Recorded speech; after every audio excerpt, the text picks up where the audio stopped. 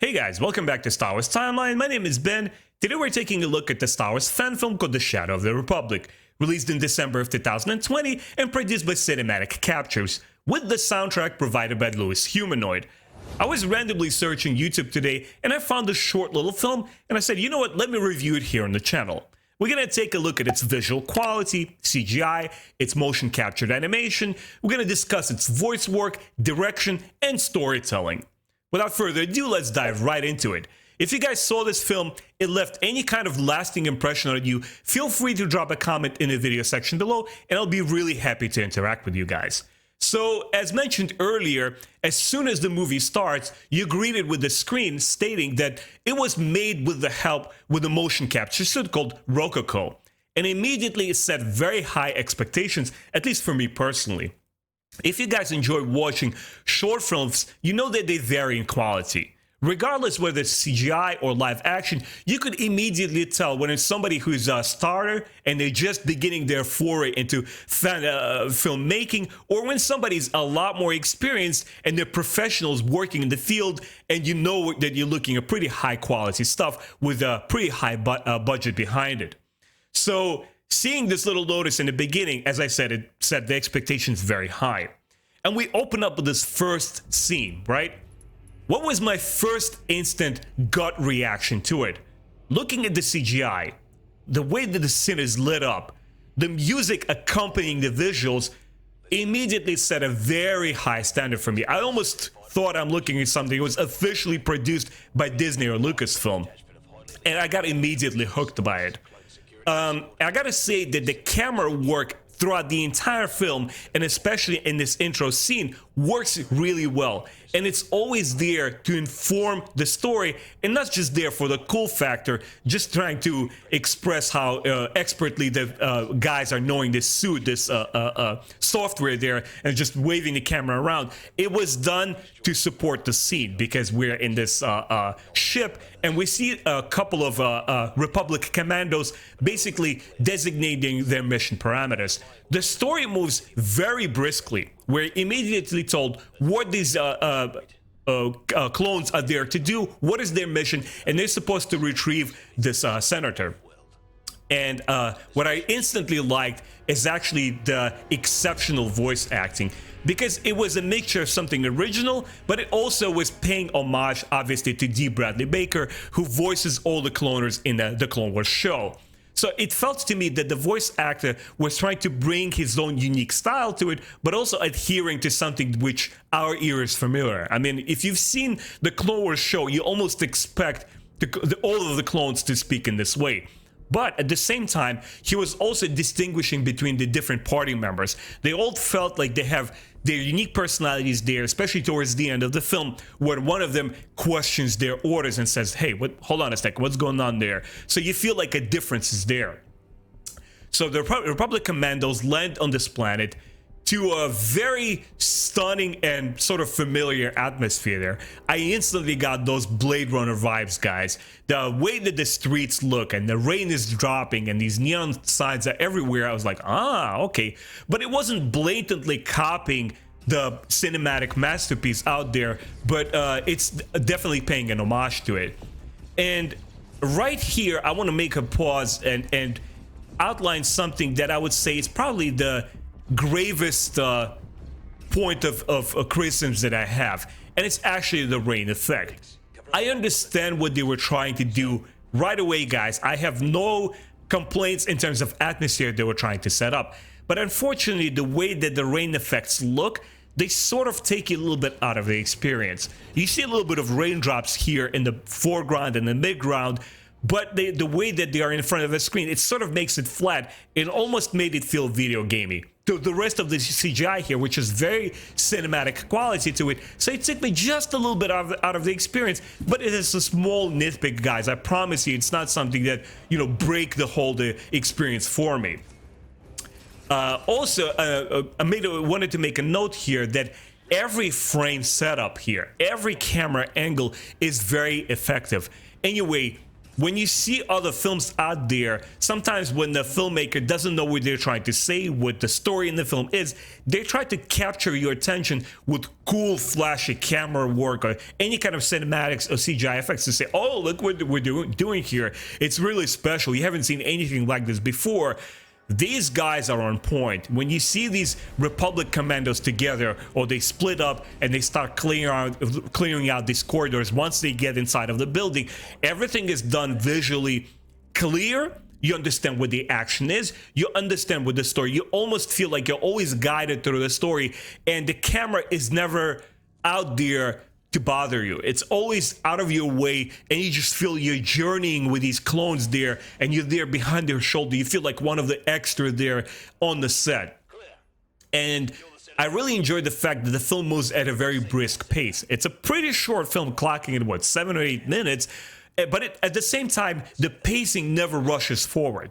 You never feel like there is a pause there and you have to scratch your head and question like, hold on a second, I missed this part, what's going on here? The messages are very clear, the communication between the clones, the strategy, the tactics on the ground, what they're trying to do, what they're trying to accomplish to find their target. So exemplary storytelling and dialogue here. I gotta give the nod to the guys. They did a really excellent job there. So let's talk about the musical score throughout the film, which it's sort of a double-edged sword because it's not entirely out of the Star Wars realm. I would say it's different. I haven't heard anything quite like it before.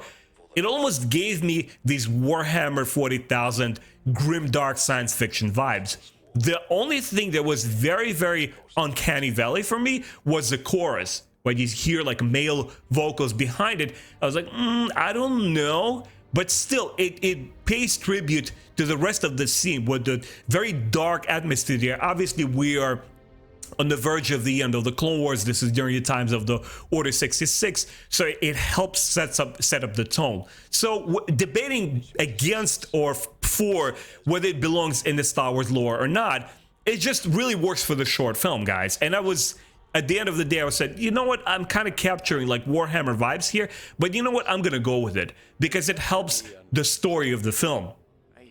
The action sequences are also very well done because they don't feel prolonged there. They don't overstay their welcome just for the sake of like, look, we're gonna just throw all this action at you guys, something you've never seen before, because it's hard to surprise Star Wars fans. We've seen plenty of crazy action, whether you take Star Wars animation or live action films or even TV series, we've pretty much covered most of it. There's so many great set pieces going on there, but here, because it moves at a brisk pace, because it informs the story, because the action is short and sweet, you almost felt like you wanted to see more of it. I'm like, you know what? When the credits started rolling, I was telling myself, guys, like, is part 2 coming out? Like, I wouldn't mind extra 5 minutes of this stuff because once again, it never overstays its welcome.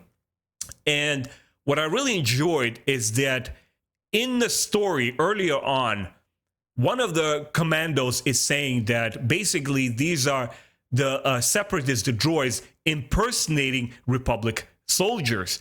So when they get into the action, they start blasting off these other disguised droids.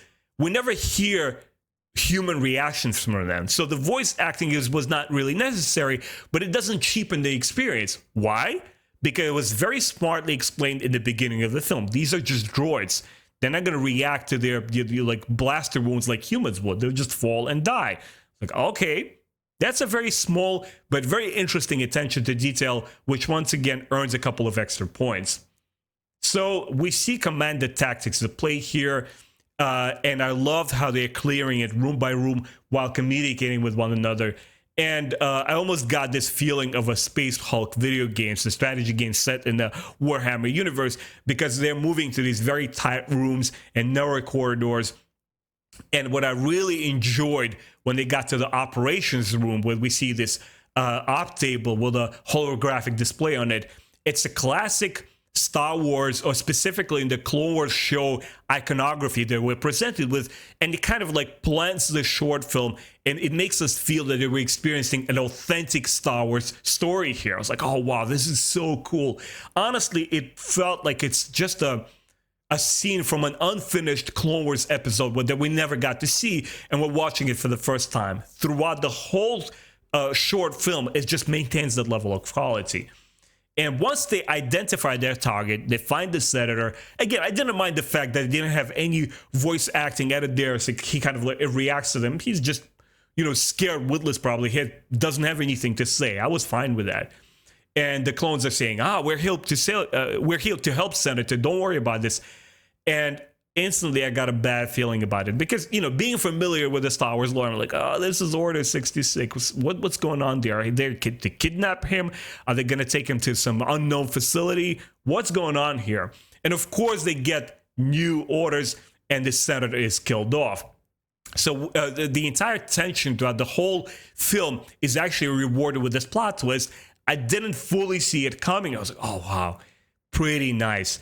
Here, in 8 minutes, you're able to get the beginning, middle, and an end to the story. We know what these Republic commanders are there for. We know what their mission parameters are. They find the senator, and they kill him off. I was like, guys, that's not a small feat.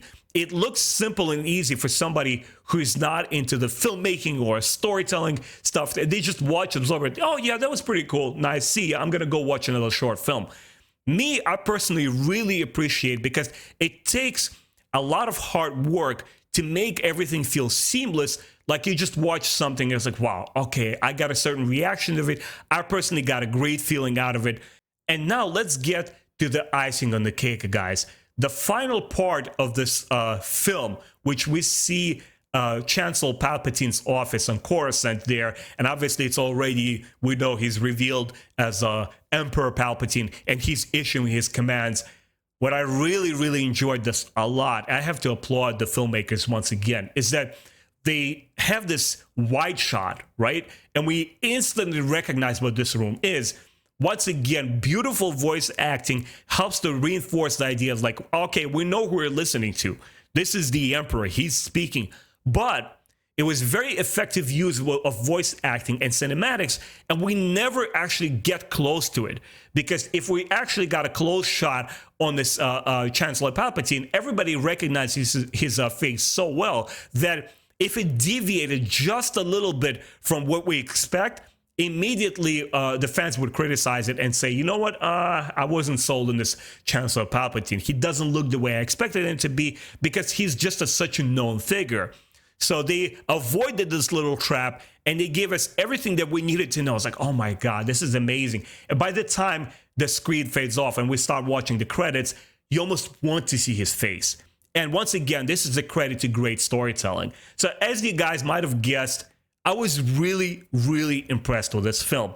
The only two small nitpicks that I had, number one, the rain effects. Maybe if we got to the interior of the place quicker and we didn't see as much of that rain effect, it would have been better. But once again, it's just a small thing. And I understand the kind of setting that we're going, this very film noir, Blade Runner kind of look, that it's very, very easy to dismiss the quality of the rain effect.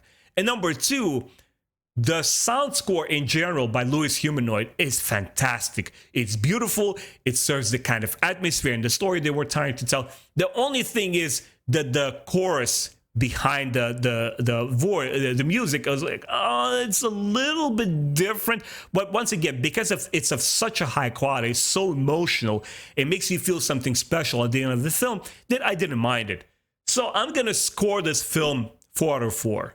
It was just a fantastic experience, guys. I did not expect it at all. And that's a part of enjoyment. When I search for a new Star Wars fan film on YouTube, I don't know what to expect. I haven't heard anything from other fans. The only thing I go by is how many views it gets. And sometimes when you look at something that has like 100,000 views or 1 million views, it doesn't necessarily speak to its qualities, because I've seen films out there which have a lot of viewership, but they're not my cup of tea. With this one, Shadow of the Republic completely captured my imagination. I really loved it, and I hope the cinematic captures continues the trend and they release more films in the future. Anyway, guys, let me know what you thought of this particular short film. What stood out to you the most? And I'll see you all later. Take care.